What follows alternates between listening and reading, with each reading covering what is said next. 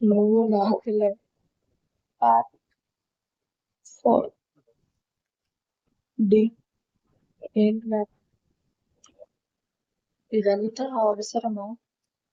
అవసరమే. దీపావళి చాలా బాధలేదు. మళ్ళీ తనని ఇబ్బంది పెట్టడం కరెక్ట్ కాదు. నేనేం ఇబ్బంది పెట్టలేదు. జస్ట్ నాతో ఉంచుకుంటాను బలవంతంగా. కమాన్ నాన్న, నాకు దీపావళి కావాలి. అది ఎలా అయినా సరే.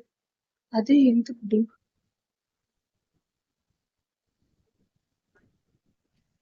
చెప్పాను కదా.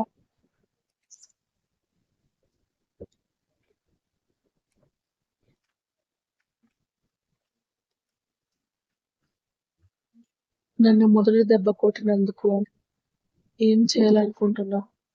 నేనేం చేయాలో నాకు క్లారిటీ ఉంది. తన మెంటల్ కండిషన్ బాగాలేదు డి. నేను చూస్తే ఖచ్చితంగా చంపేస్తాను.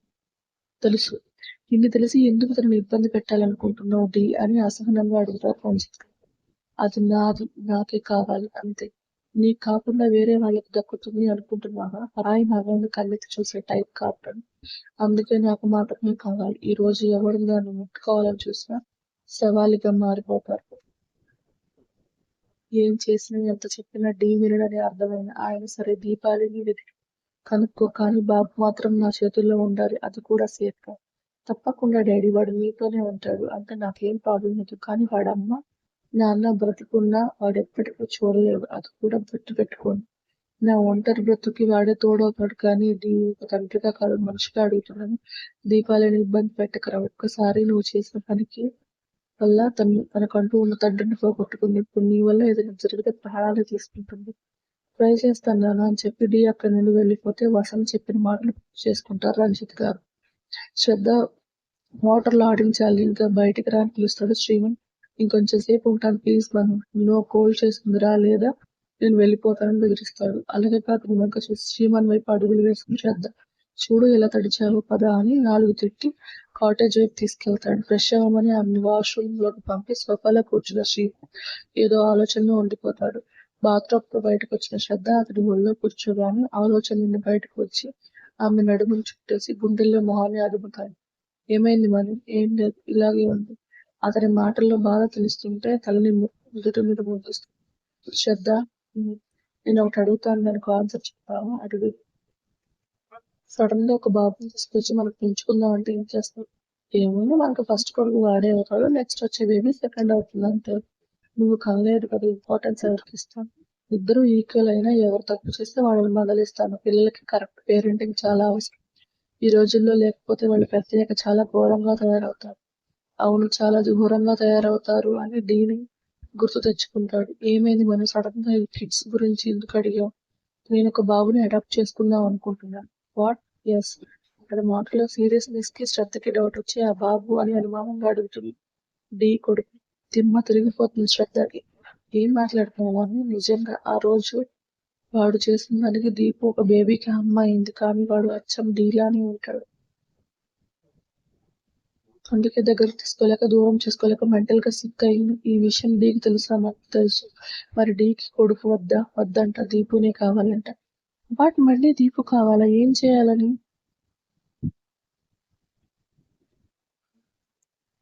ఏమో, చాలా స్ట్రాంగ్ గా ఉన్నాడు. తనని వదలడు అంటే పెళ్లి చేసుకుంటాడా? డీ గురించి తెలిసే పెళ్లి అంటున్నావా? మరి దీపుతో ఏం పని? తెలియదు, కానీ పిల్లాడు మాత్రం వద్దు అంటున్నాడు. అసలు ఏంటి మనం డీ ఇలా బిహేవ్ చేస్తున్నాడు? పంతమో కోపమో తెలియని పిచ్చి. వాడి సొంతం. నువ్వు చెప్పు, బాబుని మనం పెంచుకున్నామా? తప్పకుండా మను, నీ మాటకి నో చెప్పని వాడిని మనం బాగా చూసుకుందాం. థ్యాంక్స్ రా అని ఆమెను హత్తుకుంటాడు. ఇందుకే డల్ అయ్యావా? నువ్వు ఒప్పుకుంటావని తెలుసు, కానీ దీపు గురించి ఆలోచిస్తుంటే బాధగా ఉంది. దేనికైనా టైం వస్తుంది, వెయిట్ చేయి. ఇప్పుడు దీపు కావాలి అన్నాడు, ఫ్యూచర్ లో బాబు కూడా కావాలి అంటాడు. నిజంగా వాడు ఆ మాట అంటే ఫస్ట్ హ్యాపీగా ఫీల్ అయ్యేది నేనే శ్రద్ధ. అయినో మను, ఇప్పుడు ఇవన్నీ వద్దు, రిలాక్స్ అని అతని మాటలతో డైవర్ట్ చేస్తుంది. ప్రసాదంగా పెట్టిన అరటిపండు వాడికి ఆ చేతికి అందిస్తూ బాబుకు తినిపించు, నేను దీపంను చూస్తాను. అలాగే బాబాయ్ గారు అని పిల్లాడిని ఎత్తుకొని పక్కనే ఉన్న గార్డెన్ లోకి వెళ్తుంది. దీప్ని చెక్ చేశాక వసతికి కాల్ చేసి విషయం చెప్తారు. మూర్తి గారు ఫస్ట్ భయపడిన ఇప్పుడు బాగుంది అని తెలిసాక రిలాక్స్ అవుతాడు వసత్. కానీ మనసాగక తన ఫ్రెండ్ కి కాల్ చేసి ఒకసారి తనని చెక్ చేయమని పంపిస్తాడు. డాక్టర్ చెక్ చేశాక నార్మల్ గా ఉన్న ఆమె పేరుకి మూర్తి గారు కొంచెం ఊపిరి తీసుకుంటారు. మెడిసిన్ ఇచ్చాక డాక్టర్ వెళ్ళిపోతే చాలా కష్టం మీద ఆమెకి పాలు స్పూన్ తో తాగించి టాబ్లెట్ వేస్తారు. ఉదయం కళ్ళు తెరిచిన దీపికి తలంతా భారంగా ఉంటుంది. ముందు తన పక్కలో పడి ఉన్న ఆమెకి బాబు స్పర్శ తెలియక వాణి అక్క దగ్గర ఉన్నాడా అని మెల్లిగా తన గది బయట నుండి బయటకు వస్తుంది. బయట బెంచ్ మీద బాబుకి ఇడ్లీ పెడుతూ కనిపిస్తుంది. వాణి అక్క. దీప పిలుపుకి వెనక్కి తిరిగిన వాణి ఆమె అక్క చూస్తూ కాస్త బాధగా చూస్తుంది. ఏమైందక్క అలా ఉన్నావు? బాబు ఇబ్బంది పెట్టాడా? చా లేదురా, నీ ఆరోగ్యం బాగాలేదని నా బాధ. నేను పిచ్చిదానిలా అయిపోతానేమో అని బాధపడుతున్నావా అని చిన్నగా నవ్వుతుంది. నీకేమైనా ఈ పసివాడి అన్యాయం ఎప్పటికి భయంగా ఉంది దీప. వీడి కోసం అన్న జరిగింది వదిలి నేను వదిలేసిన నా బ్రెయిన్ వదలట్లేదక్క. అందుకే ఇలాంటి పరిస్థితి వస్తుందేమో అని బుగ్గల మీదకి జరిగిన కన్నీళ్లు తుడుచుకుంది. ఇప్పుడు ఇవన్నీ వద్దు దీప, వెళ్ళి ఫ్రెష్ అవుట్ టిఫిన్ తెస్తాను. వద్దక్క, ఆకలిగా లేదు. అలా అంటే కుదరదు. ముందు ఏదైనా తినాలి, తర్వాత మనం బయటకు వెళ్ళిపోవాలి. ఎక్కడికి? నీకు బ్రెయిన్ స్కాన్ చేయించాలంట, అందుకే హాస్పిటల్కి వెళ్ళాలి. అదేం వద్దక్క ఇప్పుడు. అలా అంటే కుదరదు దీప. వీడి కోసం అయినా నువ్వు ట్రీట్మెంట్ తీసుకోవాలి. ఇంకేం మాట్లాడుతూ వెళ్ళి ఫ్రెష్ అవ్వు అని బలవంతంగా ఆమెను పంపించేసి మూర్తి గారికి విషయం చెప్తుంది. నాకు కుదరకపోవచ్చు అని నువ్వు దీపమ్మని హాస్పిటల్కి తీసుకెళ్ళగలవా? నేను ఎలా బాబాయ్? నాకేం తెలుసు అక్కడ. నువ్వేం చేసేది లేదమ్మా.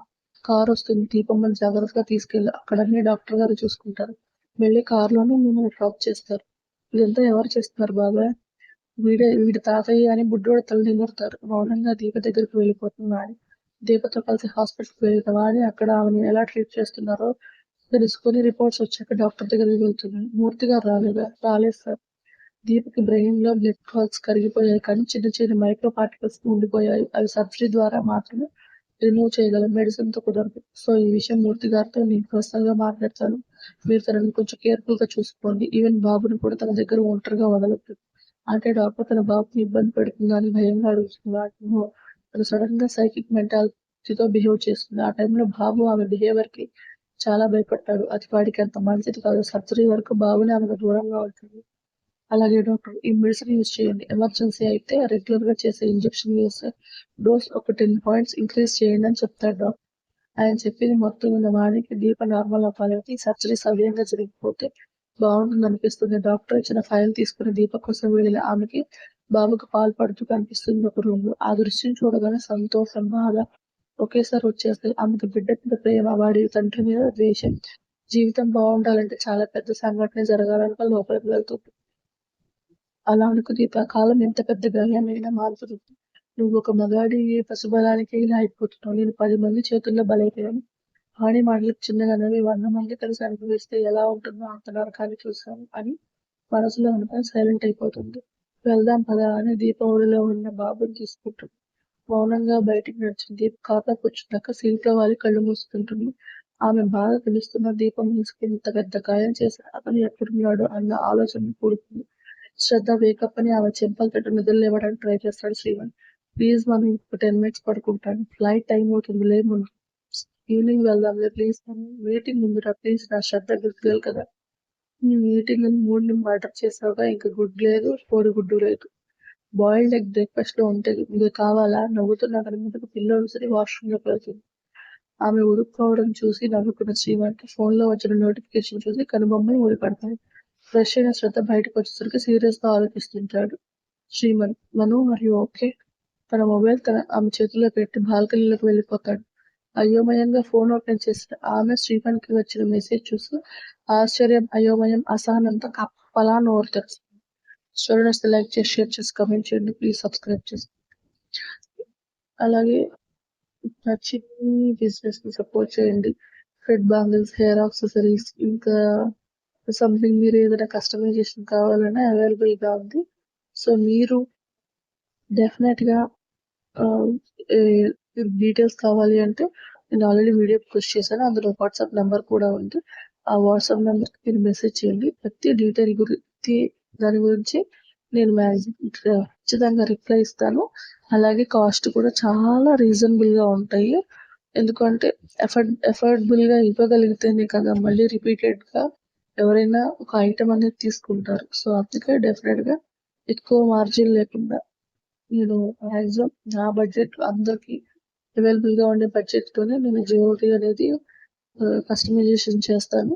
సో నెక్స్ట్ వచ్చే శ్రావణ మాసం కోసం ఎవరికైనా రిటర్న్ గిఫ్ట్స్ కోసం బల్క్ ఆర్డర్స్ లో కావాలి థ్రెడ్ బ్యాంగిల్స్ అని ప్లాన్ చేస్తుంటే thread bangles, rubber bands, sari pins, everything ఏదైనా సరే మీరు నాకు మెసేజ్ చేయండి. వాట్సాప్ లో ఖచ్చితంగా నేను రిప్లై ఇస్తాను. ఓకేనా? టాటా.